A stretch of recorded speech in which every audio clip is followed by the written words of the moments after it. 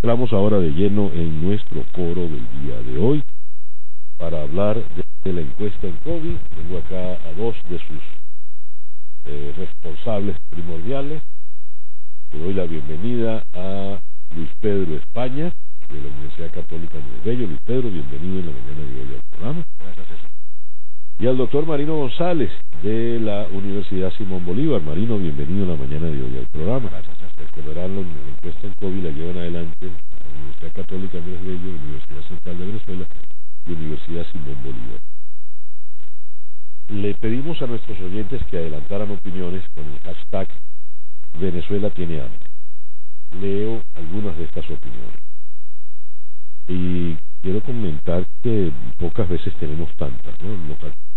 Ha sido un trabajito poder resumir algunas.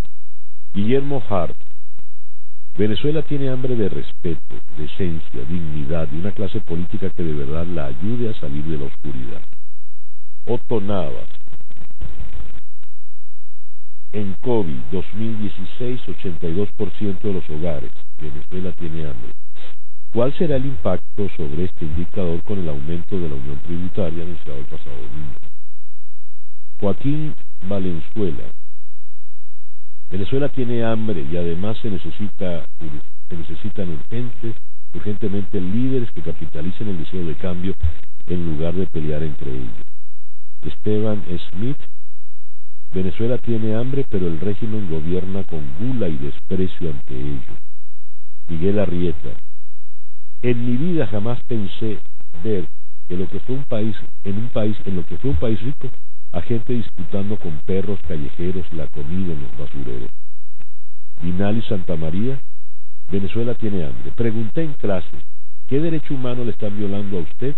Y la respuesta unánime fue el derecho a comer. Rafa Moreno Argote: Venezuela tiene hambre de justicia, de educación, de paz, de prosperidad, de salud y, por supuesto, de alimento. Wilmer Rico: Venezuela tiene hambre. Después de miles de millones de dólares ingresados por petróleo, muestra que la corrupción es un delito de lesa humanidad. César Pino: Venezuela tiene hambre de alimentos, pero también de justicia, de liderazgo responsable y, por sobre todo, hambre de un buen porvenir. Alberto Pirona: Venezuela tiene hambre, no solo de comida, de justicia para los responsables de este saqueo moral y material en esta década perdida. Me llama la atención que juegan no solo con el hecho del hambre física, el hambre por falta de alimentos, sino que la asocian con otras carencias muy importantes del país: carencia de justicia, falta de un porvenir claro, en fin, tantas cosas.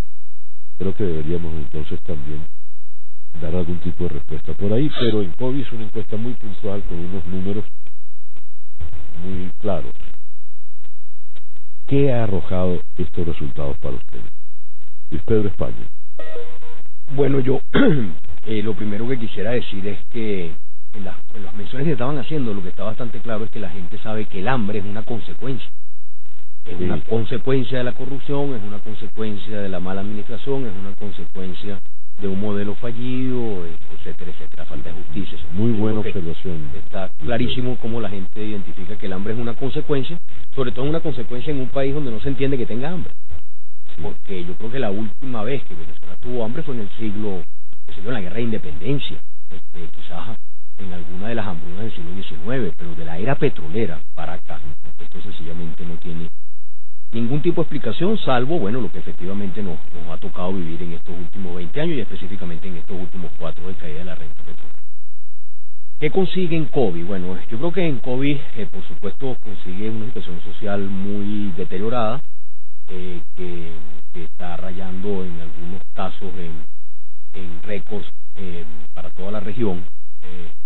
Yo creo que tener una pobreza de ingresos de 82% es la más alta de toda la región, desde el punto de vista del ingreso. Por supuesto que Venezuela es el país más pobre de América Latina, pero yo creo que estamos viendo otras cosas, y es que este empobrecimiento masivo que ha ocurrido en estos últimos 3-4 años comienza a atacar variables estructurales. O sea, por ejemplo, cuando ya el abandono escolar de los jóvenes entre 12 y 17 años comienza a ser una realidad. Es decir, 3 de cada 10 jóvenes están con una altísima posibilidad de no terminar el bachillerato porque tienen rezago educativo. Eso ya no lo veíamos en las INCOVES anteriores, ¿no? Es decir, en las INCOVES anteriores, rezago educativo significa personas que están cursando el bachillerato pero tienen una edad por encima del curso que están tomando. Eso quiere decir que están repitiendo, ¿no? Sí.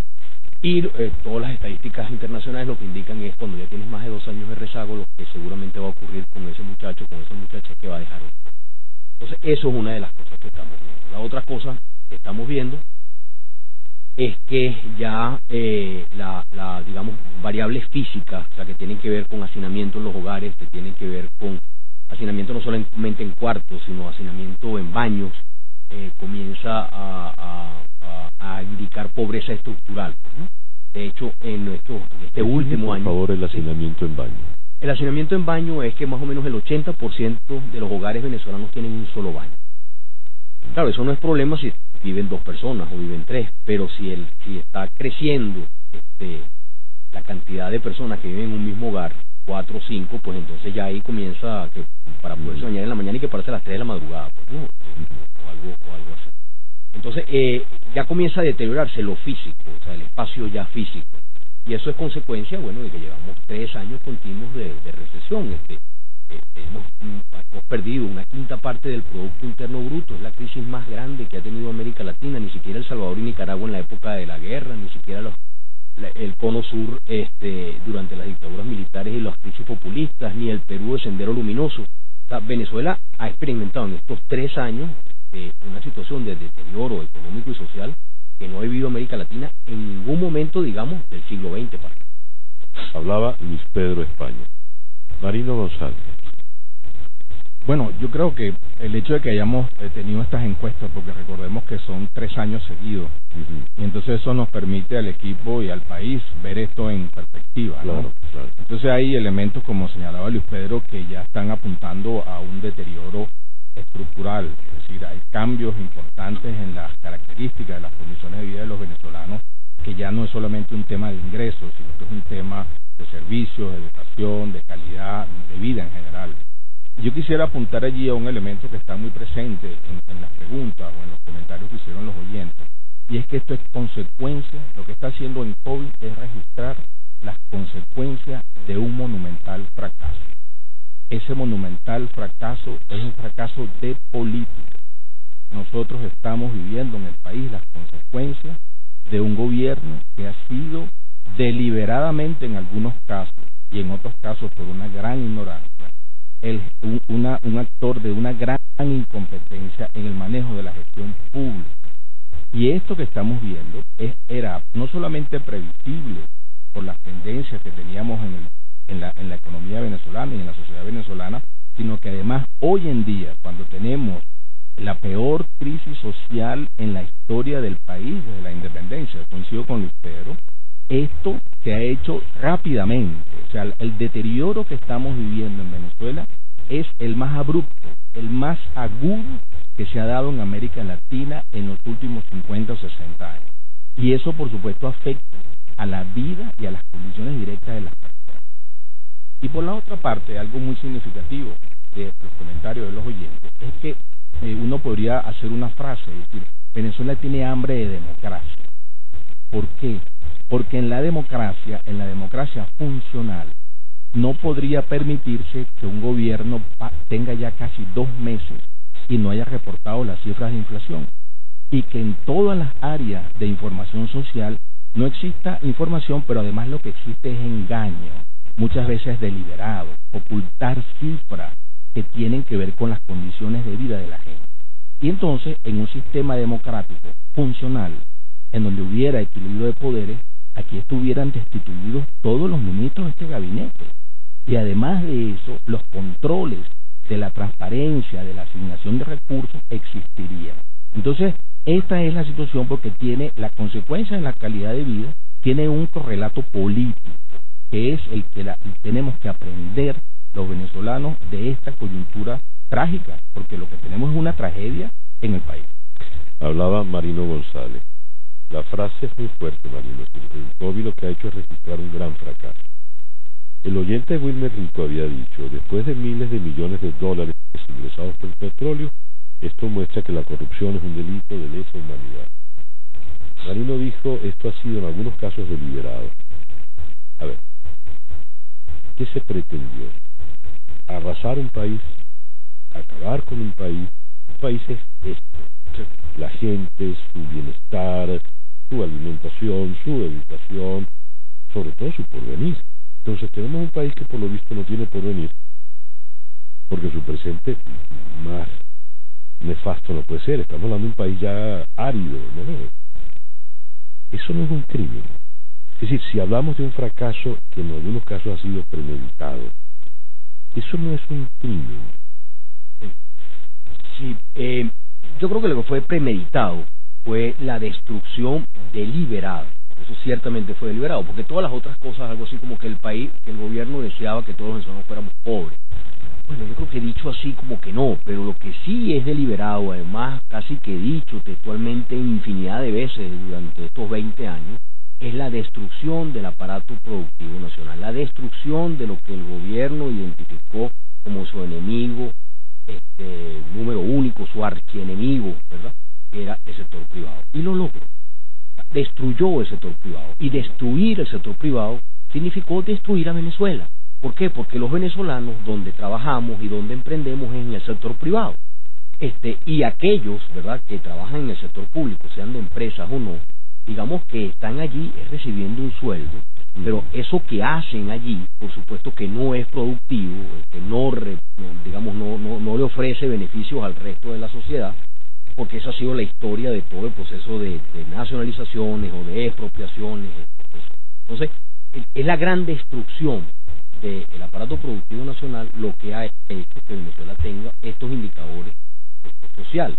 Por ejemplo, en la parte de empleo que ve la ENCOBI, una de las cosas que allí vemos es que el gran empleador en el pasado era el sector privado formal. En este momento el gran empleador en primer lugar es el rebusque, es la cuenta propia. Por encima del gobierno y por encima del sector privado, 38%.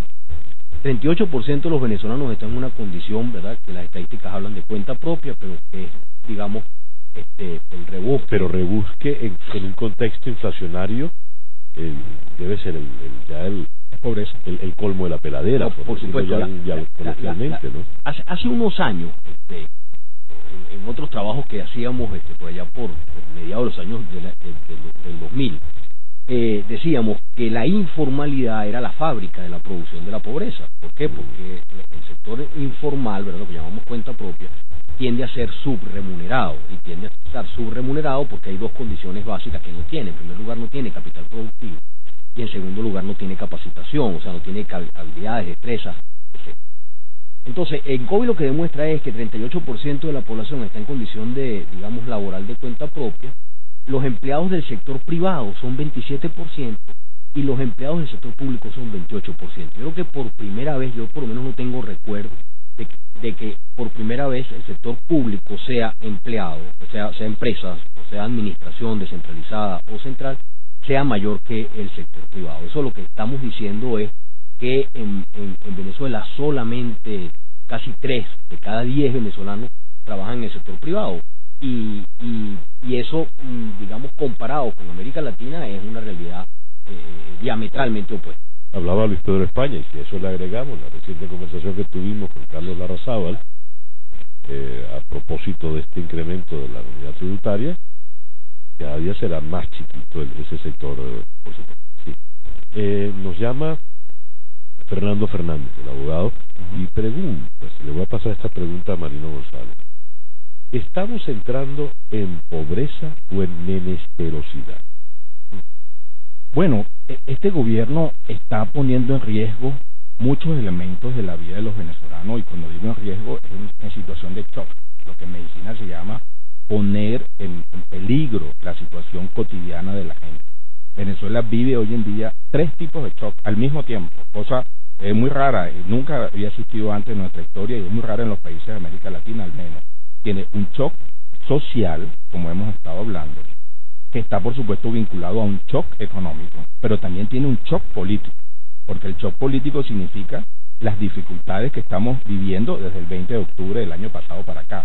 En Venezuela, cuando no hay un porvenir, los mecanismos de sustitución de un gobierno tan inepto como este por los medios democráticos, entonces Venezuela tiene una situación de shock. Entonces, la afectación no es solamente en el ingreso, no es solamente en las características de lo que uno pueda comprar, sino la afectación es en las condiciones propias de una sociedad como la nuestra, que ha sido tradicionalmente un espacio de construcción democrática. Eso por un elemento, por un aspecto. Y el otro aspecto tiene que ver con lo que significa deliberado, y ahí comparto lo que señala Luis Pedro, es el deliberado propósito de apropiarse del Estado para usufructuarlo, como ha sido el hecho, y además concentrar la mayor cantidad de poder que hemos visto en Venezuela, y a partir de esa concentración creer que la apropiación de la riqueza petrolera era suficiente para resolver los problemas del país. Entonces tenemos ahora una industria petrolera prácticamente en ruinas, un Estado en ruinas y una sociedad en ruinas. Nosotros en este momento que estamos hablando, en el año 2017, ¿de qué deberíamos estar hablando? Deberíamos estar hablando de cómo mejorar la calidad educativa, deberíamos estar hablando de cómo crear nuevas tecnologías, deberíamos estar hablando de cómo podemos exportar mejor, deberíamos estar hablando de cómo atraer al país capitales no solamente financieros, sino capital humano, profesores de otras partes para hacer otras empresas que estén en una onda tecnológica muy diferente. De eso es lo que deberíamos estar hablando. ¿Y de qué estamos hablando? Bueno, prácticamente de que la gente no tiene con qué comer. Entonces, si hay una gráfica que pueda ilustrar cómo un gobierno puede haber sido el mayor fracaso en la historia, yo diría, de América Latina ante la posibilidad de los recursos, es este, sin duda. Estamos en la peor destrucción económica y social del siglo XXI encabezada por este gobierno. Hablaba Marino González. Se llama ENCOVI, Encuesta de Condiciones de Vida. Pero la vida supone la muerte. ¿Cómo se están muriendo los venezolanos? ¿Qué venezolanos son los que están muriendo según el último estudio? ¿Y por qué? Bueno, a ver, creo que las causas de muerte en Venezuela, esas son una de esas condiciones estructurales donde es difícil, ¿verdad?, que en tan corto tiempo estas consecuencias que estemos hablando tengan unas implicaciones, digamos, con fallecimiento. Donde sí efectivamente está ocurriendo, pero ya desde hace algún tiempo, tiene que ver con los temas de violencia. Y tú sabes perfectamente que ENCOVI recoge el tema de violencia. Bueno, por supuesto allí no se ha avanzado un solo ápice, más bien la situación continúa deteriorándose. Aquí sí hay un tema donde la violencia, una de las tragedias que tiene es que hay una gran dificultad por parte de la población y sobre todo por parte de la dirigencia política de convertir la inseguridad pública en una responsabilidad del Estado y específicamente del gobierno. Todos sabemos que eso, por lo menos la teoría política indica que eso es así, que es precisamente el haber perdido el monopolio de la violencia lo que hace que la violencia se vuelva loca, ¿verdad? Y tengamos estos niveles de 28.000, 29.000 asesinatos al año, y donde en algunos sectores eso está afectando la pirámide poblacional, está afectando la esperanza de vida. Yo creo que eso ahí es lo más fuerte, porque todas estas reducciones abruptas del consumo está comenzando a tener consecuencias en lo que podríamos decir la morbilidad. Eso Marino lo puede explicar mejor. Y eso, por supuesto, que empeora la calidad de vida y resta años de vida. Ahora, eso tiene que, ojalá no sea así, pero eso tendría que ocurrir durante unos años más para que el efecto sea, digamos, estructuralmente mucho más dañino. Yo quería referirme a una cosa adicional. Marino ha hecho mucho hincapié en que la consecuencia de lo que estamos viendo en ENCOVI es producto de que en Venezuela no hay democracia. Eso no es ocurrencia nada más, aunque el profesor Marino González por supuesto tiene ideas brillantes, pero eso no es ocurrencia nada más de Marino. Amartya Sen, premio Nobel de Economía, estableció una correlación donde dice, en los países donde hay hambre son los países donde no hay democracia. Venezuela es ya un ejemplo. En Venezuela hay hambre porque en Venezuela no hay democracia. ¿Y por qué la democracia tiene que ver con el hambre? Bueno, porque el hambre se denuncia. ¿En cuántos espacios, en cuántas emisoras, en cuántos periódicos, en cuántos canales de televisión podemos denunciar y decirle a todos los venezolanos que el hambre que tienen es producto de las pésimas políticas de este gobierno? Es muy poco. Y eso lo que demuestra es esa correlación que estableció Amartya Sen. Decía, la democracia es la garantía de tener gobiernos que no produzcan hambre. Si usted vive en una dictadura o vive en un gobierno que cierra cosa está, el último lugar que tienen los ciudadanos, ¿verdad?, para expresarse, que son los medios de comunicación, pues entonces ese tipo de gobiernos producen hambre. Y eso es, bueno, es una correlación estadística mundial. Bueno, tan es así, por supuesto, hablo desde los medios como doliente muy directo, pero en una parte pues, estamos pendientes del don de la ubicuidad del mito, ¿no? Una cosa digna de, como decíamos temprano, de nuestro insólito universo. Cuando hablaba de la muerte, yo decía, tengo solo el gran titular del 2001, ¿no? 5 muertos por consumir yuca amarga. ¿Qué es eso? 4 miembros de una familia y una vecina se intoxicaron con 3 kilos del tubérculo comprado en puestos de Katia, pues no tenían más nada que comer, según los parientes. Y más abajo, en un cintillo, 7 niños cardiópatas fallecieron a la espera de ese. Marino González. Efectivamente, hay una cosa llamativa en COVID, y es que en un año, entre el año 2015 y el año 2016, 10% de los venezolanos dejaron de tener acceso a seguro de salud. Es decir, estamos en este momento, el 63%, al menos para el momento que hicimos la encuesta, 63% de los venezolanos no tiene garantía de servicios de salud, sea por medios públicos estrictamente definidos o por medios privados. Y eso además nos coloca, como también es un hallazgo coincidente con las cosas que hemos encontrado en COVID, que Venezuela tiene el gasto privado, gasto de bolsillo, de lo que pone la gente de su bolsillo para financiar la salud, el más alto de América y uno de los más altos del mundo.